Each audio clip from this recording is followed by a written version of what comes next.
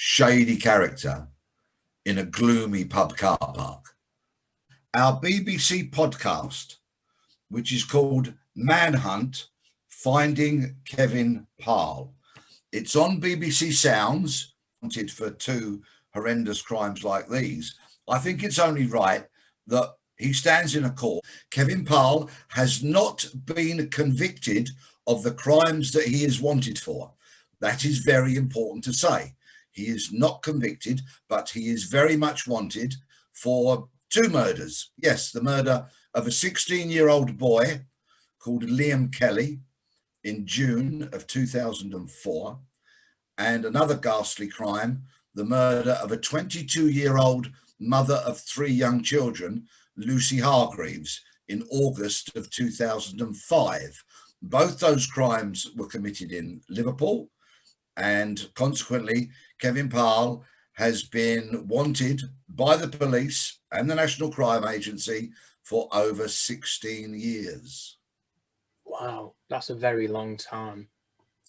Yes, it is. And part of my motivation for hunting him down is the fact that I think he's really lived a bit of what I might call a life of Riley, in so much as that I think he should be a household name in the UK and beyond, because quite simply, if anybody looks at the most wanted lists in the UK, whether that be Crime Stoppers or the National Crime Agency or individual police forces, nobody is wanted for two separate murders. And of course, the ages of the two victims are shocking, as were the crimes indeed. So it's part of what I'm setting out to do, well, what I actually started doing on the 29th of April 2019, so some 20 months ago, is to raise Kevin Parle's profile so that by doing that, we shrink the world for him. And I want to squeeze the globe so tightly that eventually his 6'6" head pops up somewhere and law enforcement can slap the handcuffs on. I think that's very important, and I think that's extremely good what you're doing. If anybody wants to find anything more or has any ideas about this man or anything, where can they go and who can they contact? Okay, first of all, I would urge people to tune in to listen to our BBC podcast, which is called Manhunt, Finding Kevin Parle. It's on BBC Sounds and other platforms. It has been downloaded over 3 million times. It's won an award, and it was the BBC's top-ranking true crime podcast of 2020. People are listening to it as we speak. It will be back. The BBC have commissioned further episodes, and quite literally every day, people get in touch with me on social media saying, Peter, when's it coming back? We're desperate to hear more. So please tune in, download, listen to our podcast. And then last September, I also had my fourth book published, which is called Manhunt. And that is also about my hunt for Kevin Parle. It is very different from the podcast. So many thousands of people have enjoyed both the pod and the book. They are not carbon copies of each other in any way, shape or form. Manhunt, the book, is also available now as an audio book because it was very popular as a paperback and people were clamoring to listen to it, as people do these days, as an audio book. But what I must say, because of the age of your audience, before I go any further, please, if you are contemplating either reading or listening to Manhunt and you are under 18, please get parent or carer permission. I must insist upon that because, of course, whilst the book is not particularly graphic, it does, of course, include some details of these two ghastly crimes. And I wouldn't want anybody who was young and potentially might be upset. I wouldn't want them getting themselves into that situation. So please, I must insist that you get parent or carer permission. But people have said some very nice things about both the paperback and the audio book and the podcast. So get that nod from your parent or carer and dive in and enjoy them, because spreading the word about Kevin Parle is so, so important. It's a major part of my strategy. And the podcast and the book have encouraged people that knew Kevin Parle, and I've gone back as far as his primary school days with him, through to his secondary school days and adulthood. It's encouraged many people that knew him back then, and people who have encountered him more recently. All those things have encouraged people to come forward and speak to me. And I am very easily contactable. I'm on Twitter, Instagram, Facebook, LinkedIn. I have a burner phone, as I call it, which is a phone set up especially for receiving information about Kevin Parle, no matter how dated that is. And the number of that telephone, as you can see, which is always by my side, is 07908 617 694. And not only am I interested in hearing about information regarding Parle, obviously, I like to hear from people who have a thought about where I might take my investigation, what I might do, who might have a theory as to how I could catch him. So I welcome all of those, and I try to engage with every single message I get and respond. Sometimes it's not immediate because I'm very busy on active lines of inquiry, but I will get back to you. And please feel free to ideally contact me through social media or my website, peterbleksley.com. And my name, of course, is unusual, and the spelling of it, Blekssley, peterbleksley.com. I post updates on there quite regularly, and you'll see some stuff that I've been doing recently with regards to my hunt. So basically, I couldn't be more contactable, and I'd love to hear from you. Brilliant. And I'd definitely say, we don't tend to hear about criminals unless they have been found. And I think young people my age might not know who he is. So people should go and do further research. Like you said, Peter, people should go and listen to the podcast with parental advice and read the book. It is very important to spread the word. So people should look into it and share information, share questions, share the profile, raise the profile of this man. Thank you. And the reason I feel so compelled to doing what I'm doing, and it has utterly dominated my life for the last 20 months or more, is that I think we all believe in justice. We like to think that justice prevails, that things are right. And when somebody is wanted for two horrendous crimes like these, I think it's only right that he stands in a court and answers the allegations that are made against him. I'm not investigating the murders. I'm not obviously a part of any prosecution, but I am trying to find him so that he can stand in a court and quite rightfully answer the allegations. That, I think, is only right and proper. And of course, my driving force for all of this is very, very simple. It's Liam and Lucy, the victims. That's what gets me out of bed in the morning at the crack of dawn every day and has me invariably working into the night, trying to find him. It's for Liam and Lucy, because imagine the pain, the hurt, the loss, and the enduring pain that never goes away when you lose a relative, a loved one, to ghastly crimes like these. That's very good.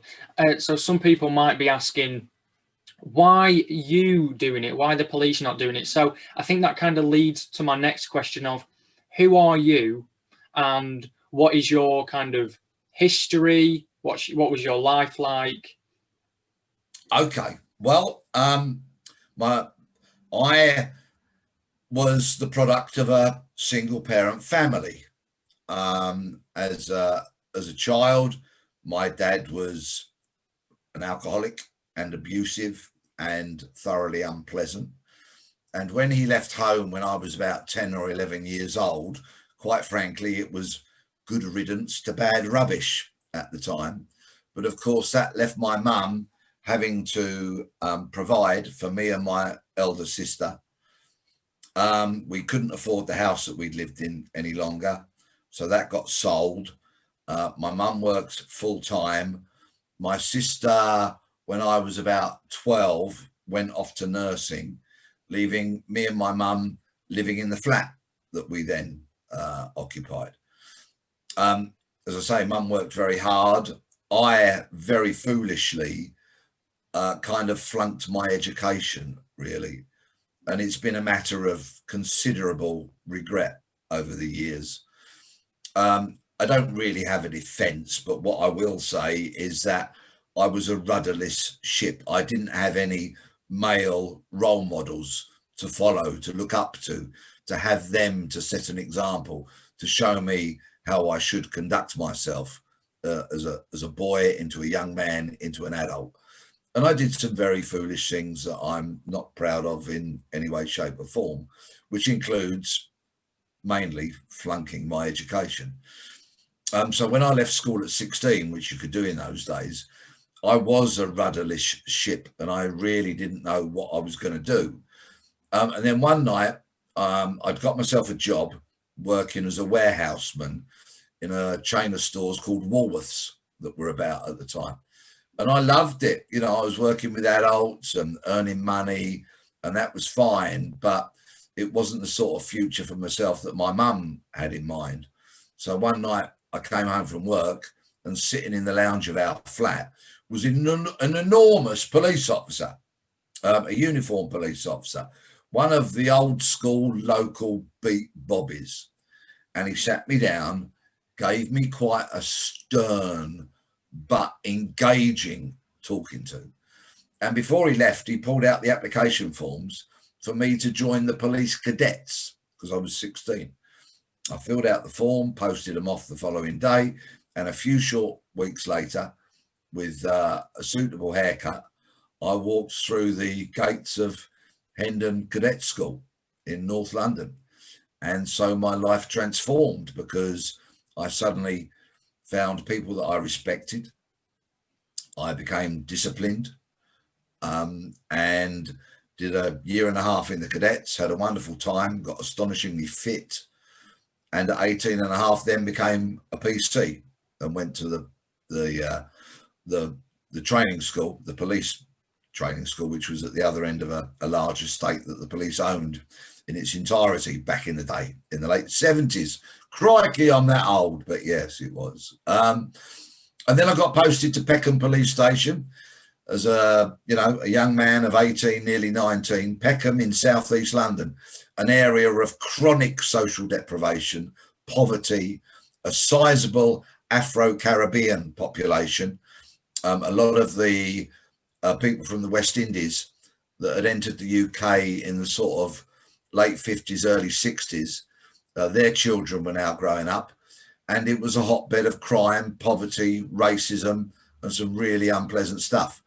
And the police were pretty darn unpleasant as well in those days, or a considerable number of police officers were. That, again, sort of shaped me, not particularly in the right way. But in 1981, whilst still a uniform officer at Peckham, I was a part of the Brixton riots, and they were landmark riots. The UK had never seen anything like it before, a really, truly historic moment. And of course, in April of this year, it will be the 40th anniversary. And I've contributed an interview to a film made for the BBC, a documentary film made for the BBC, directed by the esteemed Oscar-winning director, Steve McQueen. And I tell the real uncomfortable truth about some of the policing back in those days, and they were dark days. I would urge you to watch it when it comes out in April. Policing, fortunately, has moved on enormously, unrecognisably from what it was back in those dark, dark days. And for that, we should all be grateful. There is, of course, work to be done. Policing is always very much a work in progress. But yeah, those riots convinced me that I no longer wanted to wear the uniform, because so many people, quite frankly, that weekend wanted to kill me. I felt that the uniform was a symbol of oppression, repression, violence, brutality, the fitting up of young black men, and I didn't want to be a part of it anymore. So I applied for and became a detective. Was that the coward's way out? Yes, quite possibly. But, you know, I was very good at arresting people legitimately, properly. I had a nose for sniffing out crime and criminals. And so I went into the CID. Again, I'm still a young man. I got posted to an area in central London called Kensington, the Royal Borough of Kensington and Chelsea, I'll have you know. A very, very different area from Peckham. Different types of crime, different types of victim, criminals, and I learned an awful lot. Then towards the end of my posting there, I thought, well, what's the next box that I want to tick? What's the next ambition that I have? And that was to become a Scotland Yard detective. And I was fortunate enough to be accepted onto what then was called the Central Drug Squad at New Scotland Yard. And that was quite a thing at 25 years of age, young, fit, fearless, to walk through those revolving doors at New Scotland Yard. And then soon after that, I began working undercover because I discovered that I had a propensity for lying. I basically became a professional liar, in so much as that I ditched my warrant card, took on false identities, went out and spent an awful lot of time in the company of criminals, villains, gangsters, convincing them that I was one of them. And so me and my colleagues between us brought down hundreds of criminals, and they went to prison for thousands of years. And that was all fine until in the mid-1990s, I was part of an operation which didn't end well for me. I had to move into the witness protection program. So I had to abandon my home, my life, my identity, all of that. And I didn't deal with it very well at all. And I ended up having a catastrophic mental breakdown, being admitted to a lock-in psychiatric ward where I stayed for 3.5 weeks whilst they got the medication right. And I started the road to my mental health recovery. I have had another episode of very poor mental health between then and now. That was probably 15 years ago. So I'm passionate about mental health and people looking after themselves and getting the right services that they require. It's a passion of mine, and I speak about it quite often whenever I broadcast. And while I'm on that note, if I may, Connor, you know, we all have mental health. Sometimes it's great and robust and life is fine and we handle it all. And at other times we have our struggles, and there's no shame in that. What I would say to anybody who has their issues, their struggles, first and foremost, please talk. Talking is vitally, vitally important. There's an old saying that says a problem shared is a problem halved. And there's definitely some truth to that. Talk, get the help you need. That's important. Whether it be counselling, see your GP, medication, of course. I still take a small maintenance dose of medication to this day, and I'm not ashamed to say it. It keeps me well. It works for me and has done for well over a decade. So why wouldn't I do it? There's no shame in it. There's no shame in having your issues and your struggles. There's no shame in talking. There's no shame in taking medication. So that sort of signaled the end of my police career. And at that point, I thought, what am I going to do? I was a young man. I was 39, 40. Yes, kids, 39 and 40 is young, all right? I know you'll be thinking, oh, that's ancient. Oh, the thought of being that old. But trust me, it's still young. And I needed to think, what am I going to do with the rest of my life? You've heard how I flunked my education. So it's not like I had a degree level education to fall back on, no apprenticeship, no skill, no trade, no craft, nothing at all. And I felt I was on the scrap heap of life. And it was at that point that I thought, well, I've got a story to tell.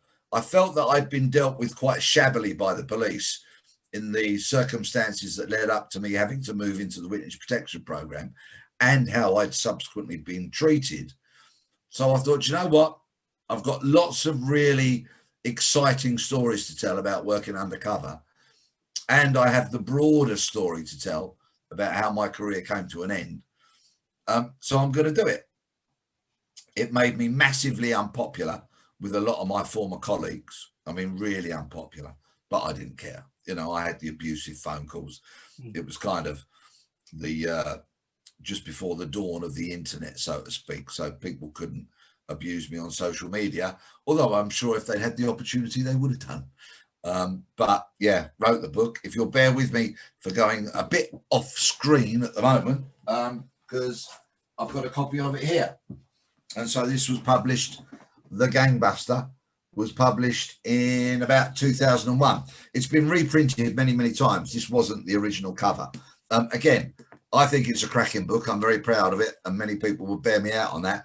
Parental or carer permission if you are going to read it. There are quite a few swear words littered through that book. I do not want to upset anybody's parent or carer, and I don't want you to be caught reading it in class whenever you get back to school and all of that kind of thing. And that book really propelled me into the media, which was quite strange because I'd lived such a secretive life of false identities, of always being under the radar, no publicity. And suddenly I'm on the radio and the TV because people want to hear me talking about crime and policing and how they impact on society and all of that. So it was a massive, massive transformation in my life. And generally speaking, for the last 20 years, I've been scratching a living in the media. On the Channel 4 show called Hunted for 6 series, which was very popular, and that raised my profile a lot. And I'm sort of rapidly going through 60 years, aren't I? But getting me up to where I am now. If I may, I'll just have a swig of coffee while you think of a question, Connor. Yeah, so you just said there that you were on a Channel 4 TV show called Hunted. So some people might have seen you there. Some people might have seen you on Good Morning Britain, doing different debates with Piers Morgan. And some of the slightly younger, maybe about my age, might have also seen you on quite a successful podcast called Jack Mate's Happy Hour podcast. So some people might know who you are. Good old Jack. Yeah, I've done Jack Mate's Happy Hour twice now, and he promises me that I can come back for a third bite at the cherry because I've still got plenty more stories to tell.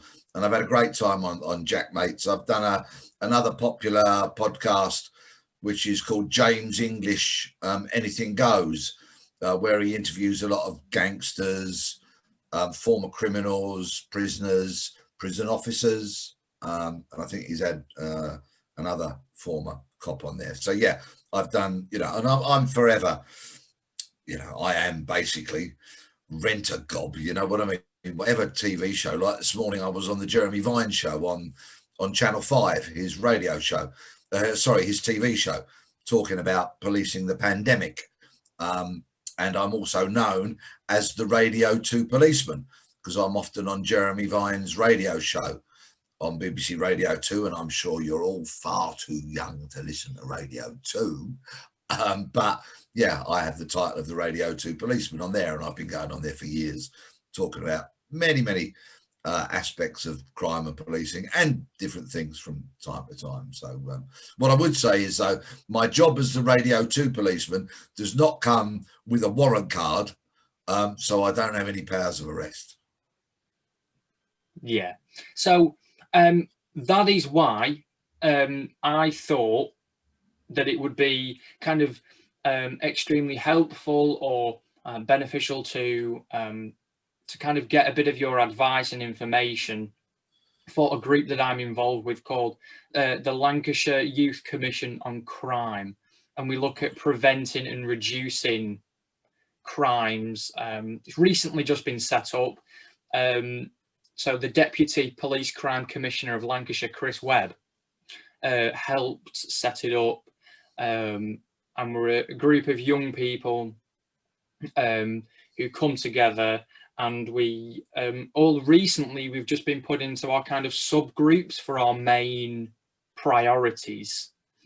So I've got some questions kind of directed in all different areas, and they've said that they'd also love maybe at a later date in the year maybe to talk to you about different more direct questions.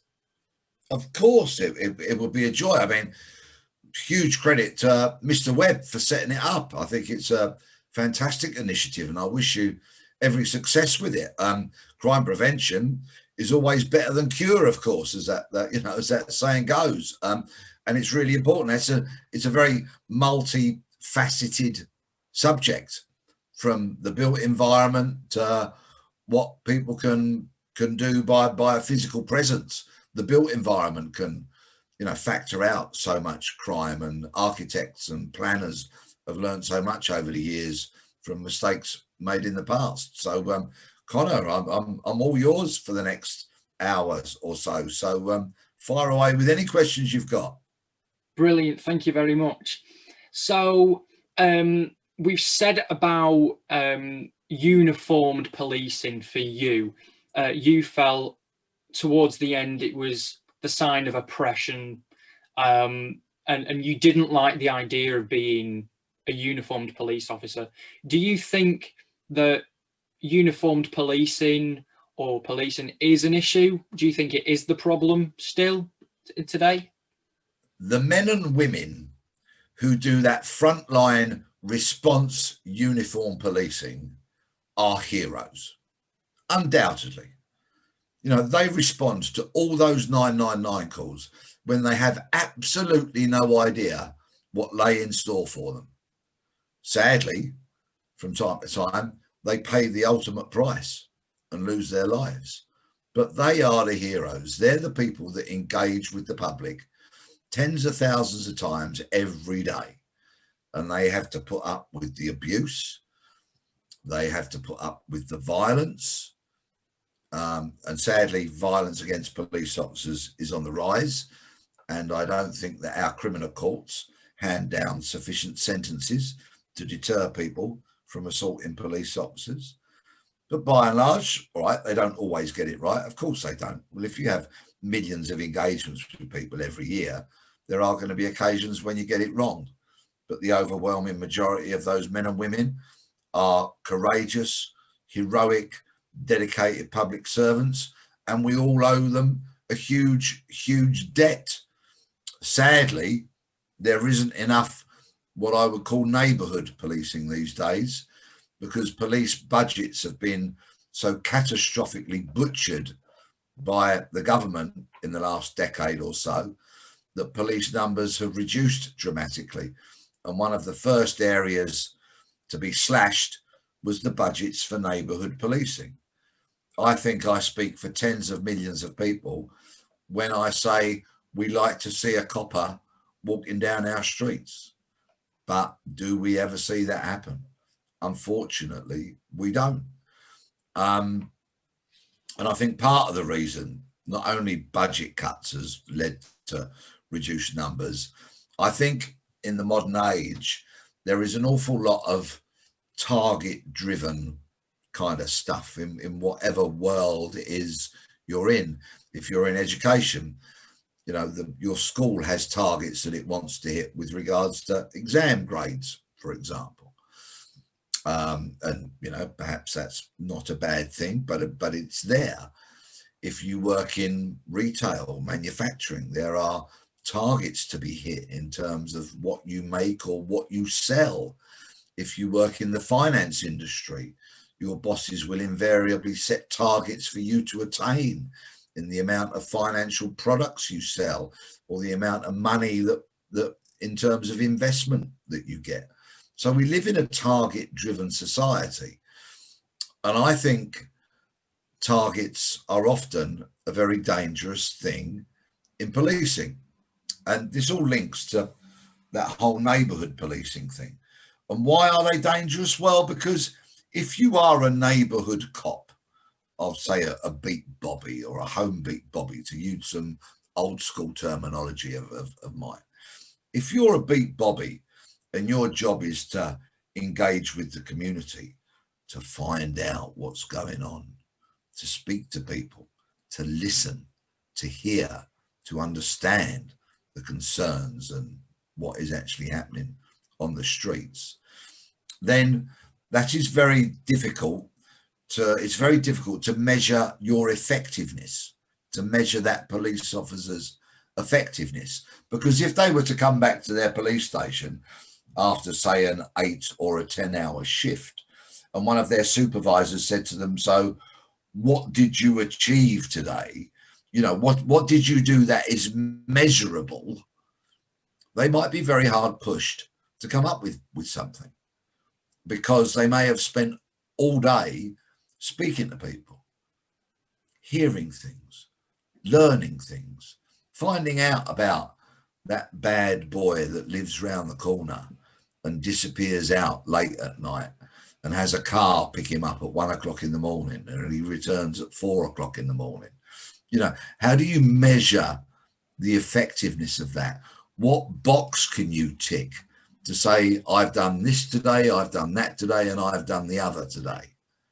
It's very difficult. And so I'm not a great fan of target-driven policing. That officer, of course, if they're a beat bobby and they're working night duty and they patrol on foot, I know I'm talking about a bygone age, but I'd still love to see it now in 2021. If that beat bobby was out walking the streets for 8 hours at night on a particular beat, and no houses were broken into and no cars were stolen or broken into, then perhaps that bobby could quite reasonably say to their supervising sergeant or inspector, there was no crime on my beat today. So isn't that a measure of my effectiveness? But it's kind of like a negative, isn't it? Because there's no crime that has been solved. There's possibly crime that has been prevented, but you cannot categorically say how much crime has been prevented. I hope I'm making myself clear here. Yeah. So it's so difficult to measure the effectiveness of that bobby on the beat. And I think that's why I'm really not a fan of target-driven policing. Yeah. So I think I'm going to be fairly open on this episode today. You spoke before about your early life, and it made me think, actually, my life has been fairly similar. You know, I have an older sister, a younger sister, and a younger brother. My father liked to drink. He was still is a bit of a monster. Not a very nice human being in the slightest. Very abusive person. And then he was removed when I was about 10 years old. And then that has been, you know, a part of my life that has me and my family have been able to move on from.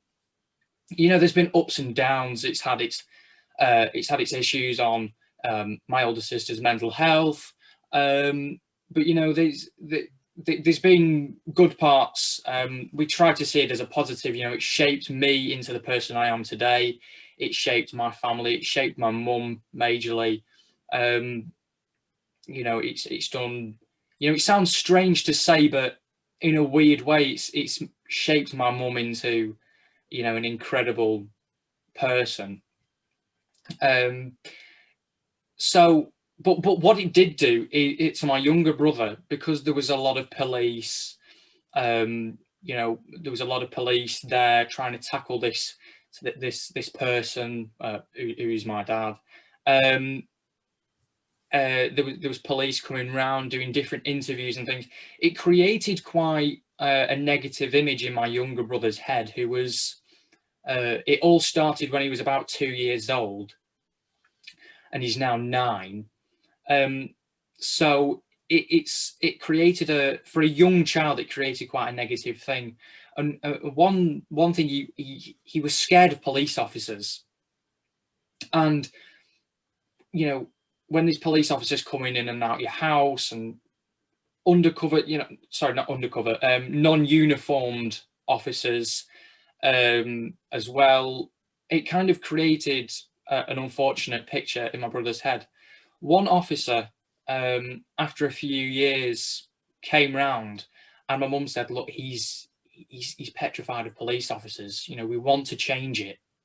And this police officer just sat down with him. He must have been about 5 at the time, 5, 6, and said, "Look, you know, I'm not scary."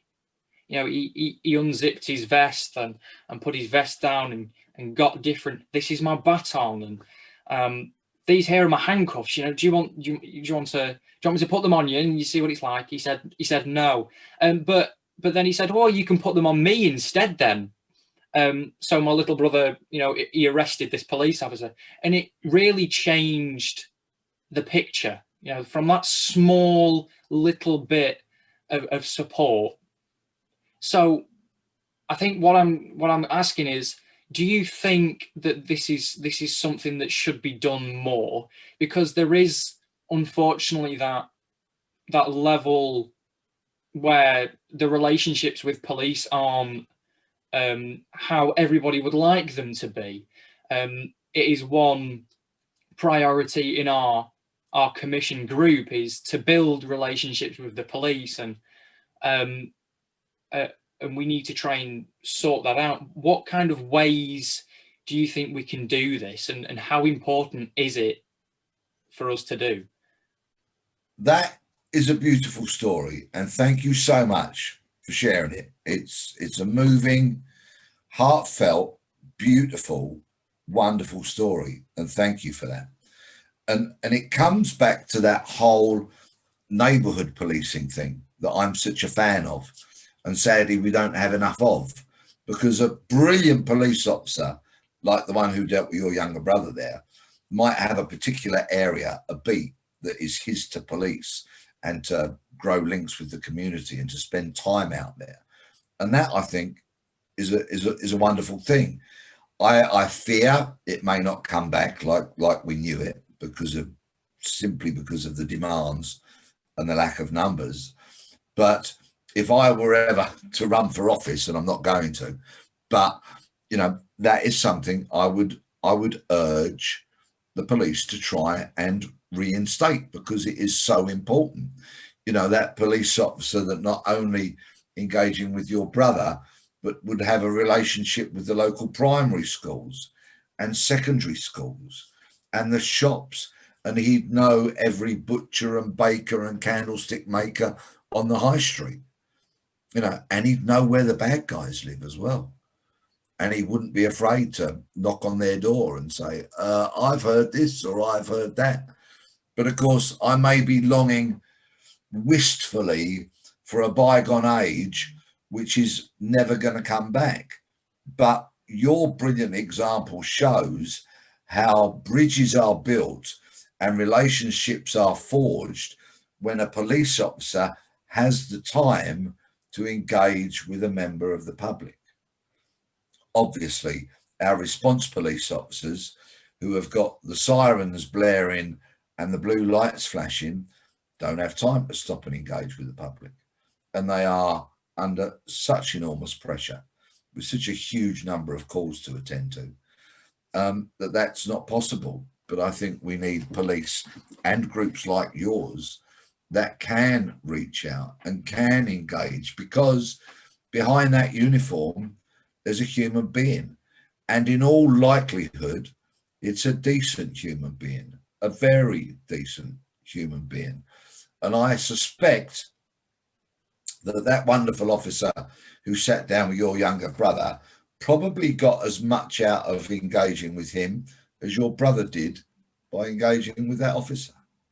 They're beautiful moments, aren't they? They're life-affirming, unforgettable moments which can forge somebody's future. And that's what I think is so important. Yeah, most definitely. I do really agree with you on that one.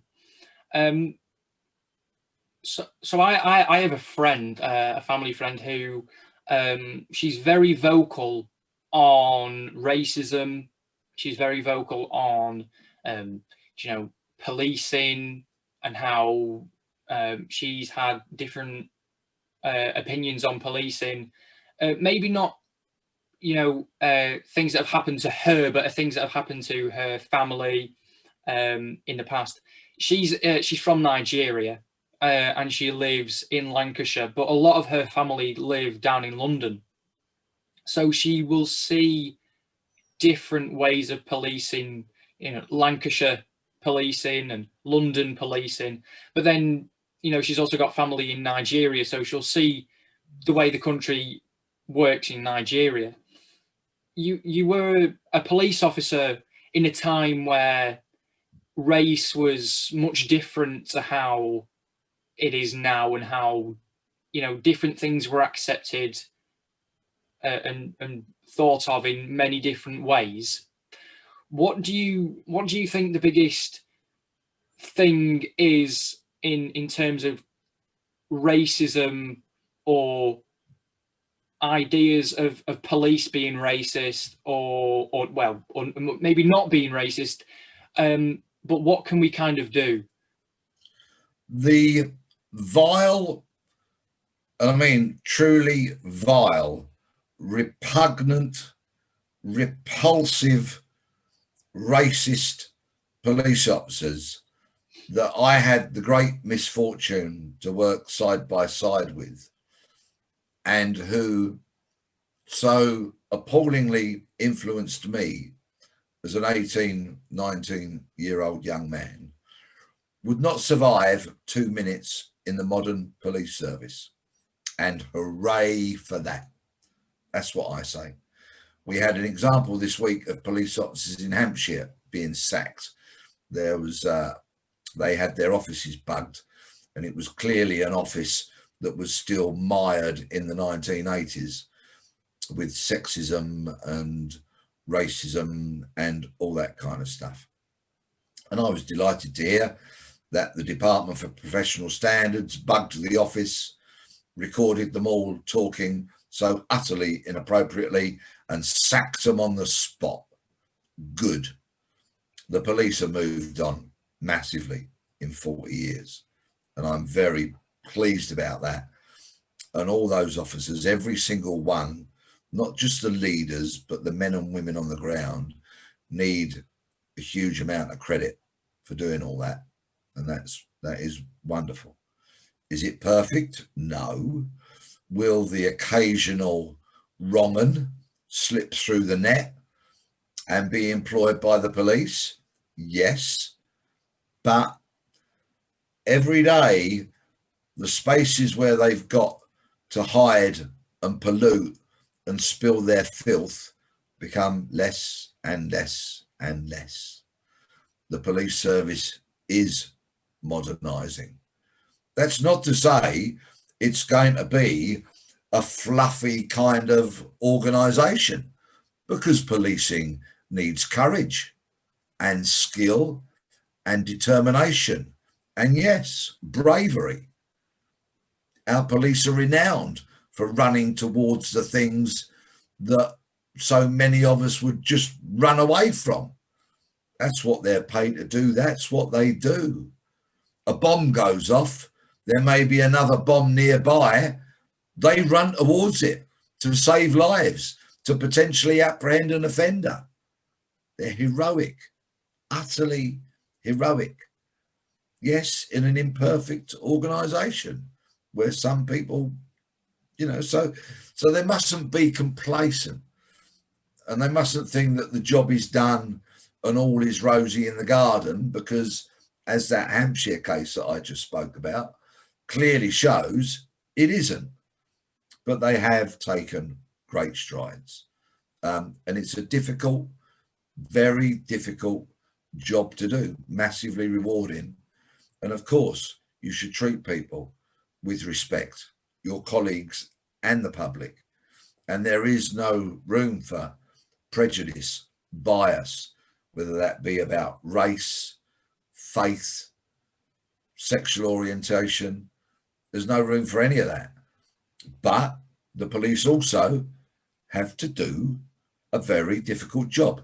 And sometimes that means that somebody has to be forced to the ground, restrained, handcuffed, leg restraints put on them. Sometimes people have to be pepper sprayed, hit with a baton. Sometimes people have to be shot. Such is the challenges that policing faces. That's why it's such a great job if anybody wants to do it. I mean, you won't get rich. You'll be very well off if you become one of the very senior officers. But generally speaking, you won't get rich and you won't be universally popular. But you can make a difference every single day to people's lives. And there is, of course, enormous diversity within the police service as to what you can do. If dogs are your thing, be a dog handler. If horses are your thing, go into the mounted branch. If diving is your thing, join the underwater search team. If you like flying, go in the police helicopter. And on and on and on. Solve murders, investigate terrorism, child abuse, child sexual abuse. There is just an endless list of jobs that 21st century policing offers. And as long as whatever role it is you do within the police, as long as you are committed to every task, every day, even when that's very, very difficult, then you will have a wonderful time. Sadly, my career was cut short. I only did 21 instead of the 30. But overwhelmingly, I loved it. Travelled widely, saw things that I never thought I would see, both good and bad, of course, and had a brilliant time. So I commend the police services of the UK. They've made great, great strides, but they can never afford to stand still, because if they do, they're simply going backwards. And I have to repeat what you say. We have got some very incredible officers. We've got quite a good police force. But what we're trying to do is we're trying to make it better, and Lancashire has a crime rate, a reported crime rate based off the average of the country of 114%. Now, that doesn't seem high when you compare it to other places. Perhaps there might be places in London that might have a slightly higher, or there might be places that have lower. But nonetheless, 114% is way above the average and is still something that needs to be sorted out. Violent crimes makes up 25.7% of all the crimes reported in our county. And the total number is a year is 53.3 thousand, which has decreased 3.6% based off the year over year since 2019. But how can violent crimes in Lancashire be reduced and prevented? It's a complex issue, a very complex issue, and there are far more experienced and learned minds than mine in this field. Behind the stats, I would like to know how many of these crimes has alcohol been an issue in how many of these crimes have drugs been an issue? How many of these crimes are linked to domestic abuse? Sorry, excuse me. I must get my terminology right. How many crimes are linked to domestic abuse? How many of these crimes were vulnerable people, the victims? Because only by drilling down on each of these kind of factors can you see where there may be areas for work to be done, for improvements to be made. For example, if domestic abuse is an issue, and let's face it, one domestic abuse crime makes it an issue as far as I'm concerned, then there may be some work needs to be doing in gaining people's confidence so that they feel they can come forward and speak. Perhaps there needs to be some work done on raising awareness for how victims of domestic abuse can make contact with the police. There are some clever apps that are set up, that are heavily disguised, so that if a perpetrator saw a victim using a particular app, it wouldn't stand out as them making contact with the authorities. Would community engagement help? Are there particular groups that can be reached out to? But in other words, are there particular groups that are becoming victims of these crimes? Where are these crimes being committed?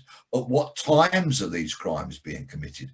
Can resources be deployed to a particular place at a particular time to try and minimize these crimes? For example, if there is a particular street that has a number of pubs, bars, and nightclubs on it, and in the early hours of the morning, people are falling out of there and assaulting one another, then that would be an area where some resources could be deployed for a particularly sort of finite timescale, and that may have some benefits.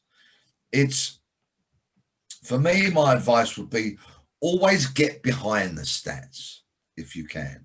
Drill down on them, find the specifics, avoid big sweeping stats, get to the detail, the nuance. And within that, you will find areas where there may be improvement that can be done fairly quickly and effectively. That's not to say go for the easy wins, far from it. In fact, you should be looking at the areas as well that are challenging to reduce them.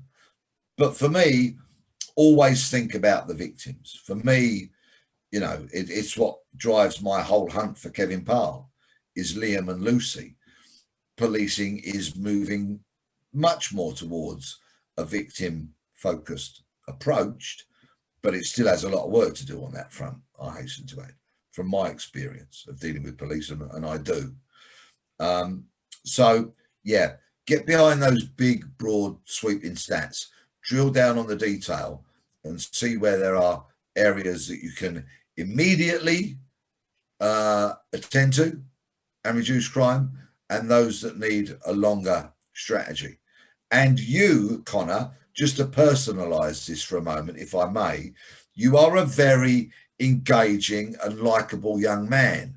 So what you need to do is to reach out to criminologists, statisticians, easy for me to say, right? Reach out to experts in their field, and I'm sure they will be falling over themselves to give you advice. And I'm sure other members of your group are equally as engaging and likable. So develop a strategy and say, right, okay, I would like you to try and reach out and get the statistics expert. See how I swerved that word then.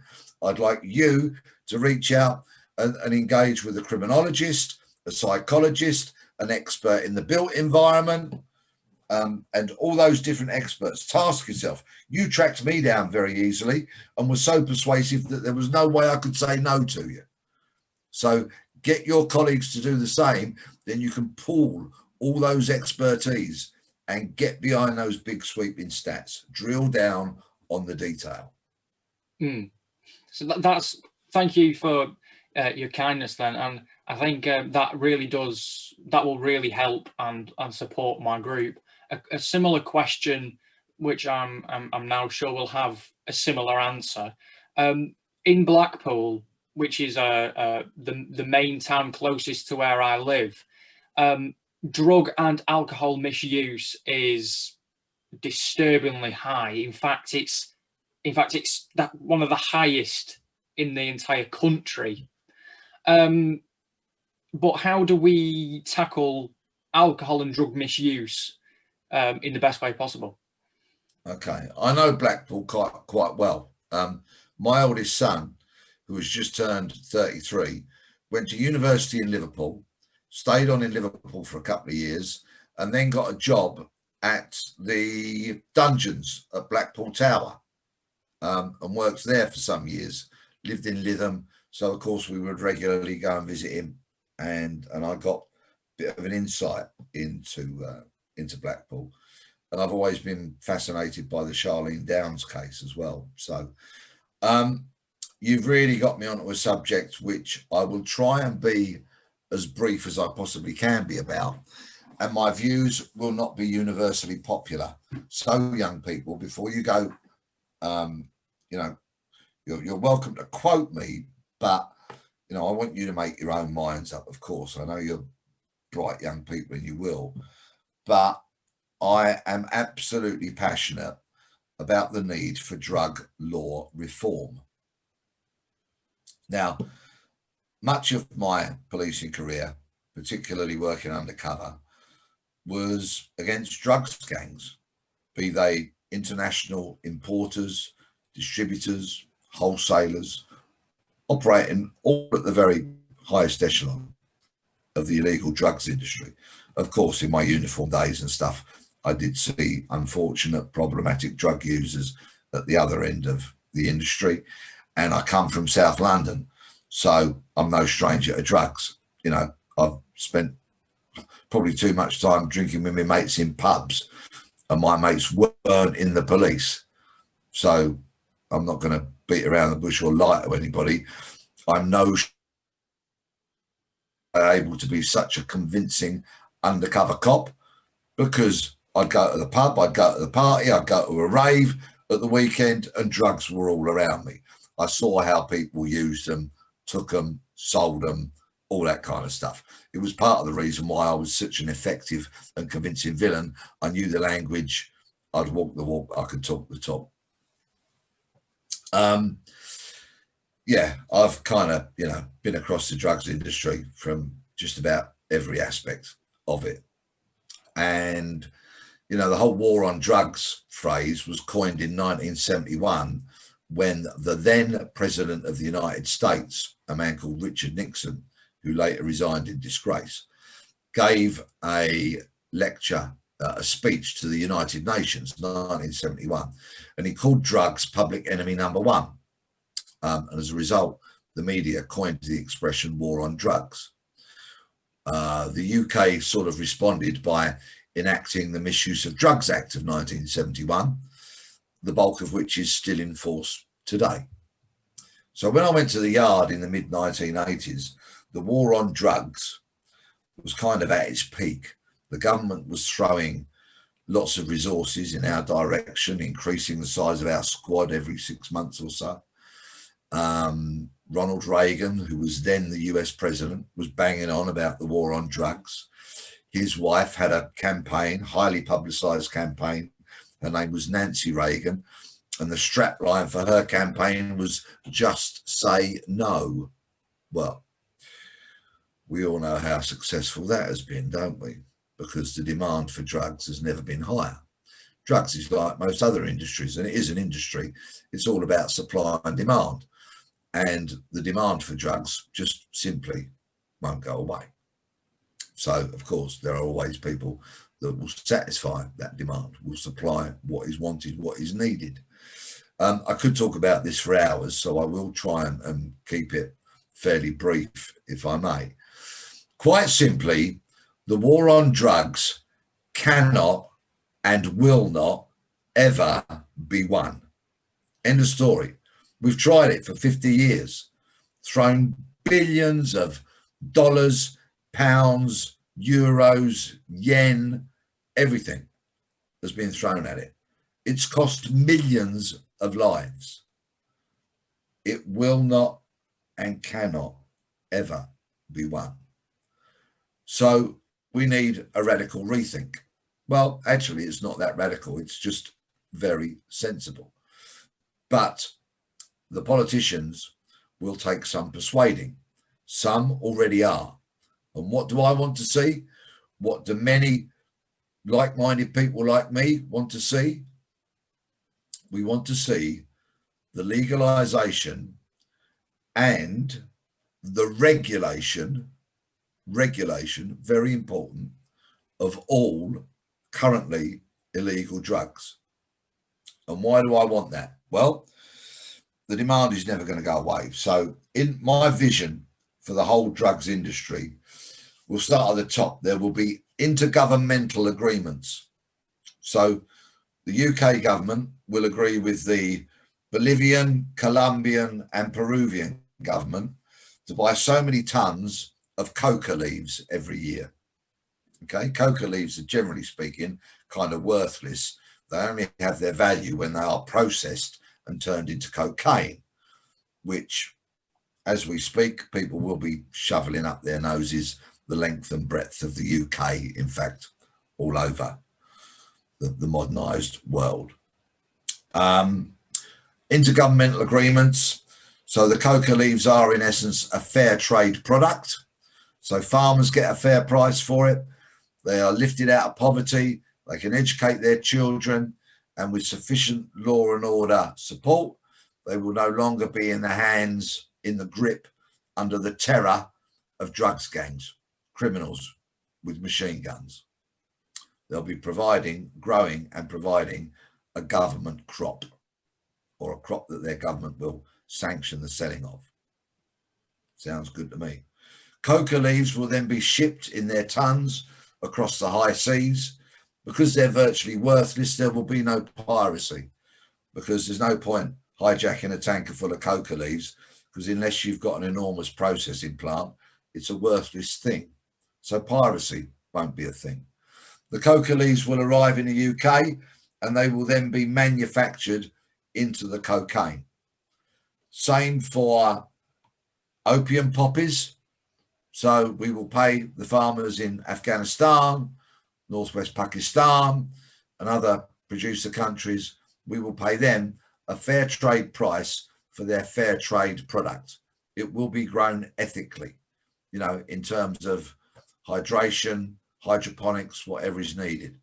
You know, soils will be fertilized and cared for and not overcropped until the point that the soil becomes worthless. These will be fair trade products. Likewise, the opium poppies will be shipped across the globe to user countries.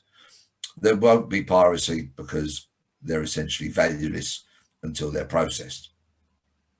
Same with cannabis, although so many countries like ours now actually are producer countries. We could set up, as part of the regulation, we can regulate companies who will grow the cannabis in licensed, regulated facilities within the UK with all the proper hydroponics, and so they are grown with all due consideration for the environment, for example. So that's what we do. The drugs are processed in regulated and licensed factories so that the drugs have as little toxicity as is absolutely possible. Those drugs are then sold under license in what I shall unimaginatively call drugstores, which are on each and every high street. And these drugstores will need to be open 24/7. Why? Because in order to wrestle organised crime's main revenue stream from it, we will have to beat organised crime on three fronts. And when I say we, I'm talking about we, the public, because it is we, the public, that will benefit from this. We have to beat the villains on price, purity, and availability. If we do that, why on earth would anybody buy their drug from anybody else? They wouldn't. If it's purer, cheaper, and available 24/7, you're not going to buy it from a shady character in a gloomy pub car park when that person might have a knife down the back of their trousers or a gun, and all they will encourage you to do is take more drugs. All they will encourage you to do is take more addictive drugs because they want to see you tomorrow and the day after and the day after that. We will raise so many billions of pounds in revenue because some people will always take drugs, okay? They simply will. We will raise so many billions of pounds in revenue that we can start drug education in primary schools. My two youngest boys are 18 and 19, and they won't ever smoke a cigarette. Why not? Because it was educated out of them in primary school. We can do the same with drugs. We'll have billions to spend on it. We will have so much money, we will be able to put our problematic drug users, so your hapless heroin addict, crystal meth addict, crack addict, you will be able to put them into suitable rehabilitation programs where they will get the help that they so desperately need. I have never met a drug addict that didn't want to get clean. Their reluctance to try and get clean was because they thought the services they would receive would be substandard and not enough, and there wouldn't be enough support on them for them on their very difficult journey. Another major benefit is we would dramatically reduce our prison population because so many people languishing in our jails are there for drug offences, which quite simply would never become offences anymore. And they wouldn't have the industry anyway. It would be licensed and it would be regulated. It would be legal. Of course, there would be restrictions. You know, you can't drive a train under the influence of drugs, for example, right? Well, there's, you know, I've got a nephew who works in the railway industry and they are drug tested randomly very, very frequently.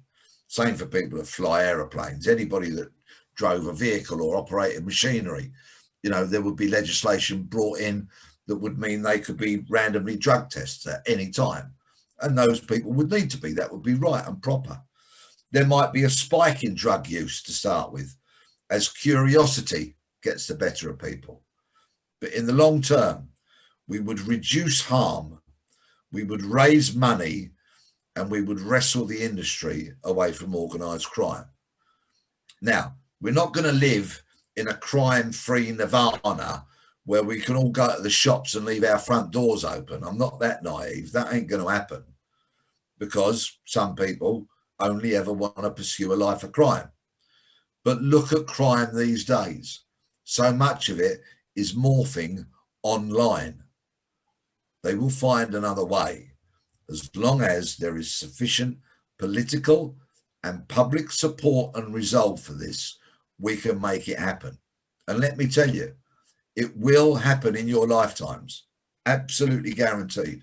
The drug law reform movement has unstoppable momentum. And people are coming round to our way of thinking. It might not happen in my lifetime, although I desperately hope that it does.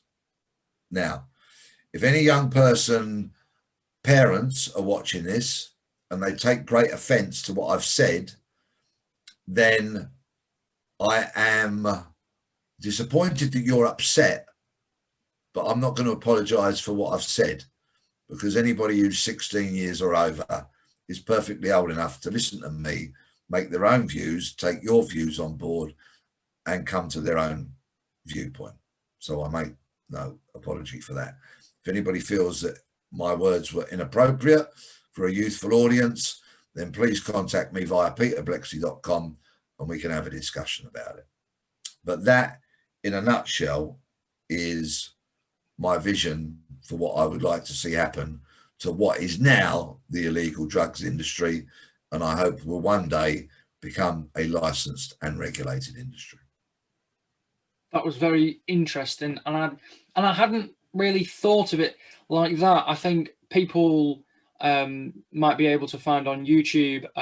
You had a similar conversation on Good Morning Britain about that, where you spoke about drugs, and I brushed past the title, and I'd watched it for a bit, but I hadn't watched it all the way through, and I didn't really understand what was trying to be said. But you created some very good points, and it's created some good thinking in my head, where actually, what, it could be possible to do it in the way you said. It's not only supporting and creating a better UK, it's with the fair trade and everything like that, you're also creating better countries elsewhere around the world. I think, from what I understand, what you just said is you're not saying go out and become a crackhead and or go and misuse these drugs. I think what you're saying is it would reduce and prevent these crimes, and it would reduce the number of criminals in prisons.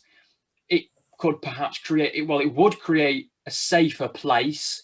You don't get these dodgy dealings or whatever, and because there wouldn't need to be you wouldn't need to do that if there was, like you said, these 24-hour shops. Cannabis, people can do their own research on this, but cannabis, it is, if you find cannabis if a policeman finds cannabis on your person, then they can take that off you. They can kind of consequence you for that. However, it's medically, in cannabis, there are some things that work miracles. I've seen videos that might be distressing to some people, but go and have a look. These people that have violent seizures or fits, and they could just have a couple of drops of cannabis oil in their mouth, and they will start to ease. It's got incredible medical benefits. So what you're saying about legalizing, but it has boundaries. You're not to go out and buy £5,000 worth of whatever that shop has to offer. I imagine there would be some restrictions of how much you were allowed to buy at that given time. And then I think we would also have to offer a larger support system for the people who want to get out of the misuse of the drugs. Connor, you raised a very, very a very good point, and I owe you and everybody watching an apology for not making this abundantly clear. I do not condone the taking of illegal drugs in any way, shape, or form.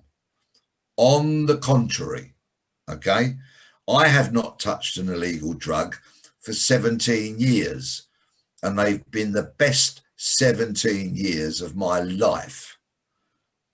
I personally, but I'm not going to lecture people. What I will say is that if you take cocaine, for example, in my experience, people think they are the most interesting person in the room. And what I would say to any of those, and I say it frequently, is when you think you are incredibly interesting because you've snorted a gram of cocaine, just press the voice notes on your phone, record yourself, and then in the cold light of day, have a listen, because you will then be as bored as anybody else who had to suffer you was. And people who smoke cannabis, who think they understand modern jazz, and eat 4 boxes of Maltesers. Likewise, you might think you are hysterically funny and so deeply learned. Record yourself and play it back. No, they're not for me. Drugs are not for me, and I wouldn't condone the taking of them in any way. But that makes me all the more passionate about the need for drug law reform. And, you know, we can have this conversation another time. If you and your friends have questions and we want to do it again, then please, let's do it. And you will forgive me now, but I'm afraid I've got to wrap this conversation up because I have another appointment in 6 minutes and I've got a bit of prep to do for it. Yeah. Thank you very much for giving me the opportunity to speak to you and your group and any of their friends and loved ones that want to tune in and listen. I've had a really great time, and thank you for some wonderful questions. And I sincerely hope we can do it all again sometime. Yeah, I hope so too. Thank you very much. I really appreciate your time. I'll let you go, and the hunt for Kevin Parle continues. So I'll speak to you again soon. But it most certainly does. And thank you once again. Bye-bye, everybody. See you later. Bye-bye.